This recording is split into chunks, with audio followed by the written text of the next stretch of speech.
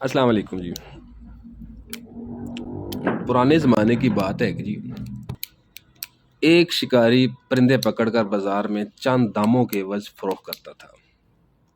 ایک دن اس بازار میں ایک نیک دل آدمی کا گزر ہوا تو اس نے سوچا کہ ان آزاد پرندوں کو قید کرنا تو بہت بڑا گناہ ہے، اس لیے اس نے ان پرندوں کو آزاد کرنے کا سوچا اور شکاری کے سارے پرندے خرید لیے۔ لیکن آزاد کرنے سے پہلے اس نے سوچا کہ یہ شکاری تو پھر ان پرندوں کو پکڑ کر قید کر لے گا، اس لیے وہ سب پرندوں کو گھر لے گیا اور وہاں ان کو چند الفاظ سکھانے شروع کیے کہ ہم سیر کرنے باغ نہیں جائیں گے،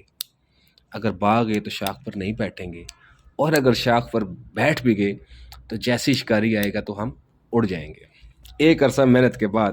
وہ نیک دل آدمی اپنی اس محنت میں کامیاب ہوا اور وہ پرندے وہ بولی بولنے لگے۔ نیک دل آدمی بہت خوش ہوا کہ وہ اپنے مقصد میں کامیاب ہوا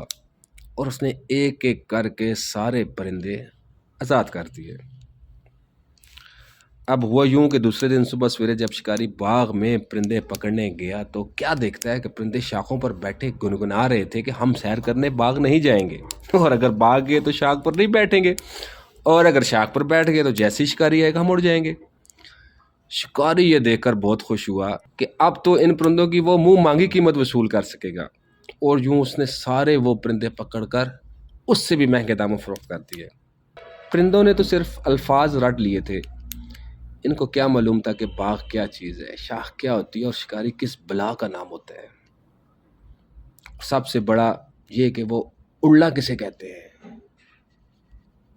پرندوں کو اس چیز کا پتہ نہیں تھا۔ ہم مسلمانوں کا بھی آج کل یہی حال ہے کہ قرآن کو ہم سمجھتے نہیں ہیں تو سینوں میں کیسے اترے گا؟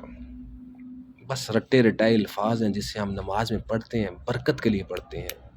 مصیبت کے آنے پر اور سفر پر جانے سے پہلے اور رمضان کے روزوں میں خالص ثواب کی نیت سے ہم ان رٹے ہوئے الفاظ کا